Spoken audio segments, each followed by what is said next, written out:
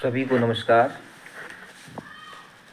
आज 24 जनवरी है और 24 जनवरी का दिन जाना जाता है सामाजिक न्याय के एक प्रबल योद्धा, जननायक, दलितों, पिछड़ों और शोषितों और वंचितों के लिए संघर्ष करने वाले कर्पूरी ठाकुर जी के जन्मदिन के रूप में कर्पूरी ठाकुर, जो कि एक जननायक थे और सामाजिक न्याय के लिए उन्होंने कठोर संघर्ष किया था।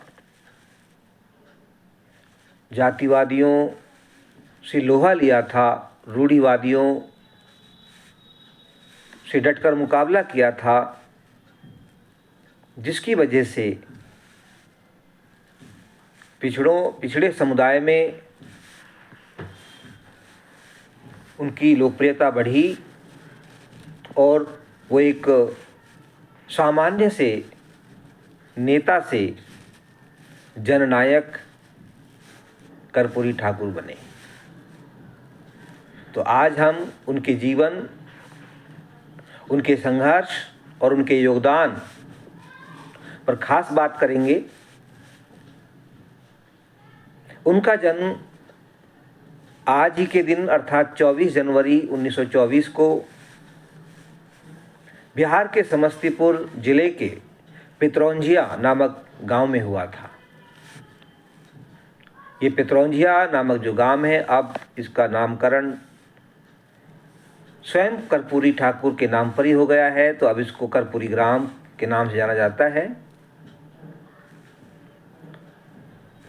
इनकी शिक्षा दीक्षा बहुत ही गरीब स्थिति में हुई, क्योंकि इनका जो संबंध था एक गरीब परिवार से था। आर्थिक स्थिति बेहद नाजुक थी, बहुत खराब थी। एक गरीब परिवार में इनका जन्म हुआ था और वह परिवार पिछड़े समुदाय से संबंध रखता था और जिस जाति से ये आते थे वह जाति बार्बर जाति थी, अर्थात नाई जाति थी। इनके पिता का नाम गोकुल ठाकुर था और माता का नाम जो था वो रामदुलारी देवी था। इन्होंने अपनी प्रारंभिक शिक्षा पूरी की, फिर ये कॉलेज भी गए। कॉलेज के दौरान ये छात्र राजनीति से जुड़ गए और NSUI के एक सदस्य बन गए और फिर इन्होंने अपने संघर्षशील प्रवृत्ति की वजह से या अपनी अन्याय के खिलाफ लड़ने की आदत की वजह से इन्हें बीच में ही अपनी पढ़ाई छोड़नी पड़ी और फिर ये भारत की राजनीति में प्रवेश कर जाते हैं। भारत की राजनीति में ये समाजवादी विचारधारा के साथ जुड़ते हैं और उस समय 1950 के दशक में, 60 के दशक में, 70 के दशक में जो समाजवादी दल थे, उन दलों में ये रह कर के गरीब, मजदूर, शोषित, वंचित, दलित, पिछड़े समुदायों की राजनीति को आगे बढ़ाते हैं। राजनीति में इनका सफ़र लंबा रहा। ये कई बार विधायक बने, बिहार के उप मुख्यमंत्री भी रहे और फिर 3 बार मुख्यमंत्री भी बने। मुख्यमंत्री के तौर पर इन्होंने बिहार के पिछड़े वर्ग के लिए विशेषकर महत्वपूर्ण और सराहनीय काम किए। इनके कामों में सबसे प्रमुख जो काम था वो था पिछड़े वर्ग के लिए आरक्षण की शुरुआत। इन्होंने मंडल रिपोर्ट लागू होने से पहले ही ये व्यवस्था कर दी थी और पिछड़े वर्ग के लोगों को, कुछ महिलाओं को और कुछ आर्थिक आधार पर सवर्णों को भी, जिनकी आर्थिक स्थिति खराब थी, कुल मिलाकर 26% आरक्षण इन्होंने जो है अपनी सरकार के दौरान दिया था। एक बहुत ही क्रांतिकारी कदम था, सामाजिक परिवर्तन की दिशा में एक ठोस कदम था, जिसको रूढ़िवादी, जातिवादी मानसिकता के लोग पचा नहीं पाए और इनकी पार्टी के अंदर ही इनका विरोध होने लगा। लेकिन इन्होंने हार नहीं मानी और ये लगातार अपने जनहितैषी कार्यों को करते रहे। गरीबों को, पिछड़ों को आगे बढ़ाने के लिए, उनको सशक्त करने के लिए निरंतर आगे बढ़ते रहे और एक सामान्य नेता से धीरे धीरे एक जननायक बन गए।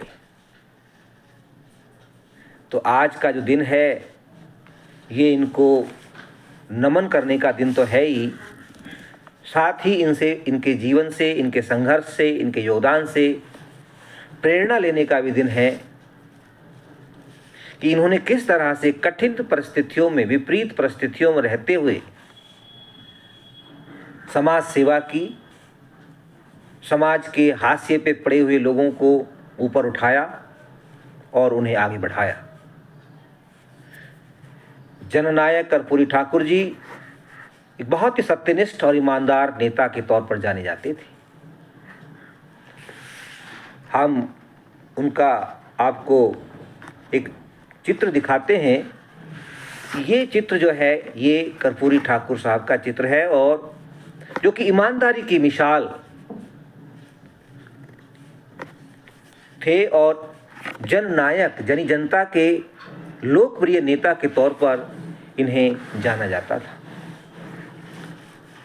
एक बार का वाकया है कि इनकी पत्नी बीमार हो गई थी, तो इन्होंने अपनी पत्नी के लिए अपनी सरकारी कार देने से मना कर दिया था और डॉक्टर को दिखाने के लिए, पटना में डॉक्टर को दिखाने के लिए इन्होंने अपनी सरकारी कार में अपनी पत्नी को ना भेज करके उन्होंने उनको रिक्शा से अस्पताल भेजा।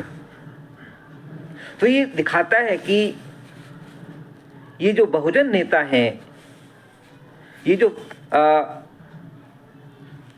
पिछड़े वर्ग के जो नेता हैं, जो जमीन से जुड़े हुए नेता हैं, उन्होंने किस तरह से सत्यनिष्ठा का राजनीति में पालन किया, किस तरह से उन्होंने नैतिकता और नैतिक राजनीति करते हुए अपने कर्तव्यों का निर्वहन किया।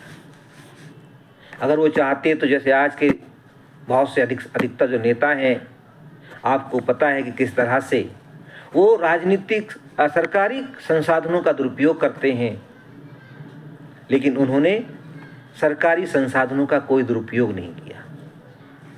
अपनी मृत्यु तक वो एक सामान्य से घर में रहे, एक छोटे से घर में रहे।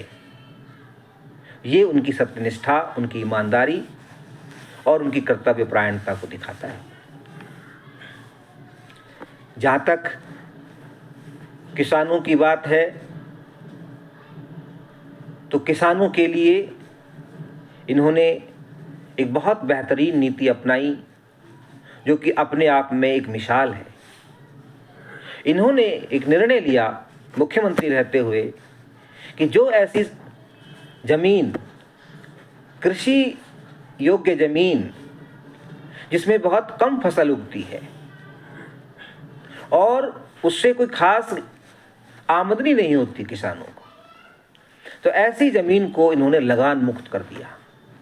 ये घोषणा कर दी कि इस ज़मीन से कोई लोन, कोई भी रेवेन्यू नहीं कलेक्ट किया जाएगा, कोई भी लगान वसूल नहीं किया जाएगा, कोई भी कर नहीं लिया जाएगा। इसके साथ ही ये जब आंदोलन कर रहे थे गरीबों के लिए, मजदूरों के लिए, पिछड़ों के लिए, तो इनका एक बहुत ही प्रमुख नारा हुआ करता था कि पूरा राशन पूरा काम, नहीं तो होगा चक्का जाम। मतलब कि ऐसे ओजस्वी नेता थे जो लोगों को उनके मुद्दों से जोड़ते थे और उनके मुद्दों से जोड़ने के साथ ही वह उनकी बेहतरी के लिए, उनके कल्याण के लिए संघर्ष करते थे। कर्पूरी जी जयप्रकाश नारायण के अनुयायी थे, क्योंकि जब समाजवादी जो राजनीति थी उस वक्त चल रही थी तो उसमें दो धाराएं बह रही थी मुख्य तौर पर। एक विंग या एक जो शाखा थी उसमें डॉक्टर राम मनोहर लोहिया जी उसका नेतृत्व कर रहे थे, तो दूसरी ओर जयप्रकाश नारायण जी उसका नेतृत्व कर रहे थे। तो ये जयप्रकाश नारायण जी के वाले गुट में थे और इन्होंने जयप्रकाश नारायण के नेतृत्व में बिहार आंदोलन, जो बाद में संपूर्ण क्रांति बदल गया था, टोटल रेवोल्यूशन बदल गया था, उसमें इन्होंने भाग लिया, जिसकी वजह से उस वक्त तत्कालीन कांग्रेस सरकार की जो जन विरोधी नीतियां थीं उनका इन्होंने विरोध किया, जिसकी वजह से तत्कालीन प्रधानमंत्री इंदिरा गांधी ने देश में आपातकाल लगा दिया और आपातकाल के दौरान इन्हें जेल जाना पड़ा। अपने राजनीतिक जीवन में इन्होंने अपने पीछे अपने कई ऐसे शिष्य कह सकते हैं वो छोड़े जो उनकी राजनीति को जिन्होंने आगे बढ़ाया, जिनमें खास तौर से नाम आता है लालू यादव का और नीतीश कुमार का और रामविलास पासवान का। इन तीनों नेताओं को, जो कि बिहार से ही ताल्लुक़ रखते हैं, इन्होंने कर्पूरी ठाकुर की विचारधारा को, उनकी राजनीति को आगे बढ़ाया। जब ये मुख्यमंत्री बने तो जातिवादी जो मानसिकता के लोग थे उन्हें ये बात हजम नहीं हुई कि कैसे एक बहुत ही मामूली से परिवार का व्यक्ति, कैसे एक पिछड़ी जाति का व्यक्ति जिसका पेशा लोगों के बाल काटना है, वो कैसे एक मुख्यमंत्री की कुर्सी पर बैठ सकता है। तो रूढ़िवादियों ने इनके विरोध में बहुत सारे प्रोपेगेंडा चलाए, इन्हें सरेआम गालियां दी, इनके खिलाफ अपमानजनक टिप्पणियां की, कुछ अपमानजनक नारे भी उस वक्त इनकी राजनीति के दौरान, इनके जीवन के दौरान इनको सुनने को मिले। जिनमें से एक बहुत ही दुखद और अपमानजनक नारा था, कर्पूरी कर्पूरा गद्दी छोड़ पकड़ उस तरह। ये सीधे सीधे उनकी जाति पर हमला था, सीधे सीधे ये उनके ऊपर इस तरह का अटैक था कि वो उनकी हिम्मत कैसे हो गई कि वो एक मुख्यमंत्री बन गए और एक मामूली से परिवार का व्यक्ति कैसे मुख्यमंत्री की कुर्सी पर पहुंच गया। तो ये उन लोगों को हजम नहीं हुआ और अंत में उन्होंने कर्पूरी ठाकुर को मुख्यमंत्री के पद से हटवा कर ही दम लिया।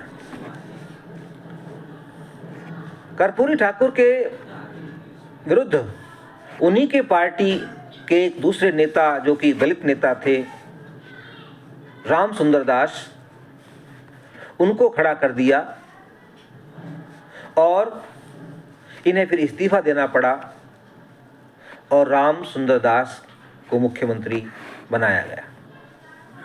तो किस तरह से जो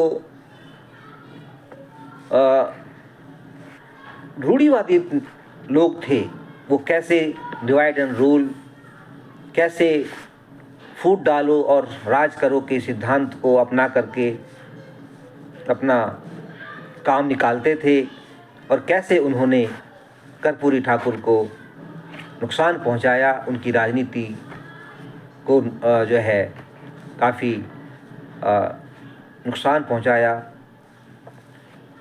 इसके साथ ही कर्पूरी ठाकुर के बारे में कहा जाता है कि वो हिंदी भाषा के बड़े समर्थक थे, और हिंदी भाषा के समर्थक होने के नाते छात्रों के हित में उन्होंने कुछ बहुत ही महत्वपूर्ण कदम उठाए। उस दौरान उस समय की जो मांग थी, क्योंकि उस समय हमारे देश में जो अंग्रेजी थी उतनी प्रबलता से पूरी तरह से वो नहीं व्याप्त थी, और कुछ ही लोग यहाँ पर अंग्रेजी जानते थे, कुछ ही लोग अंग्रेजी बोलना उनको आता था। स्कूलों में भी ख़ास तौर से जो है सरकारी स्कूलों में अच्छी इंग्लिश बोलने वाले, अच्छी इंग्लिश पढ़ाने वाले टीचर नहीं होते थे, जिसकी वजह से बच्चों को इंग्लिश में काफ़ी नुकसान उठाना पड़ता था। और एक नियम था कि अगर कोई बच्चा एक सब्जेक्ट में भी फेल हो गया तो वो फेल माना जाता था। तो उन्होंने उस नियम को बदला, क्योंकि अधिकतर बच्चे अंग्रेजी में फेल हो रहे थे। तो इन्होंने उस नियम को बदल करके कहा कि भाई अगर कोई बच्चा अंग्रेजी में फेल होता है तो उसे फेल नहीं माना जाएगा, और वो आगे अपनी पढ़ाई कंटिन्यू कर सकता है, जारी रख सकता है। क्योंकि अंग्रेजी एक बाधा बन रही थी उनके रास्ते में। अंग्रेजी की वजह से बच्चे हायर एजुकेशन में नहीं जा पा रहे थे, क्योंकि ज़्यादातर बच्चे अंग्रेजी विषय में फेल हो जाते थे। तो ये इनका एक छात्र हित में काम था, जो कि ग्रामीण क्षेत्र के जो छात्र थे उसके लिए इन्होंने, ये उनका बहुत ही महत्वपूर्ण योगदान था। ये शिक्षा के प्रबल समर्थक रहे। इन्होंने शिक्षा को जन जन तक पहुंचाने के लिए कुछ ठोस कदम उठाए, जिनमें से ये भी एक कदम था कि बच्चे अंग्रेजी से डर करके कहीं शिक्षा से पीछे न हट जाएं, शिक्षा को छोड़ ना दें। इसके साथ ही ये जो कमज़ोर तबका था, उस कमज़ोर तबके को भी मजबूत करने के पक्ष में थे, और इसके लिए इन्होंने जो गरीब और कमज़ोर तबके के लोग थे उन्हें लाइसेंसी हथियार मुहैया कराए। ऐसा कहा जाता है कि इन्होंने न सिर्फ लाइसेंस दिए बल्कि सरकारी पैसे से खरीद करके भी कुछ लोगों को हथियार उपलब्ध करवाए, जो कि अपने आप में एक बहुत ही अद्भुत और विलक्षण काम था। लाइसेंस देना इतनी बड़ी बात नहीं है, लेकिन ये बड़ी बात है कि उनको हथियार भी उपलब्ध करवाना, ताकि वो अपनी सुरक्षा कर सकें दबंगों से, वो सुरक्षा कर सकें आतताइयों से, वो सुरक्षा कर सकें अपनी रूढ़िवादी मानसिकता, जातिवादी मानसिकता के लोगों से। कर्पूरी ठाकुर जी के बारे में ये भी कहा जाता है कि वो भूदान आयोग में बढ़ चढ़कर उन्होंने भाग लिया, जो कि विनोबा भावे जी का आंदोलन था। विनोबा भावे जी जो है उस आंदोलन चला रहे थे, जिसमें इन्होंने पार्टिसिपेट किया। परंतु कुछ दिन के बाद इन्हें लगा कि ये जो आंदोलन है ये हवा हवाई है। वो हवा हवाई क्यों था? क्योंकि जमींदारों ने भूदान के नाम पर गरीबों को ऐसी ज़मीन दी जो बंजर थी, जो उपजाऊ नहीं थी, पथरीली थी, जिसे गरीब लोगों ने, कमज़ोर वर्ग के लोगों ने अपने खून पसीने से, अपनी मेहनत से एक फर्टाइल लैंड में बदल दिया, उपजाऊ भूमि में उसको तब्दील कर दिया।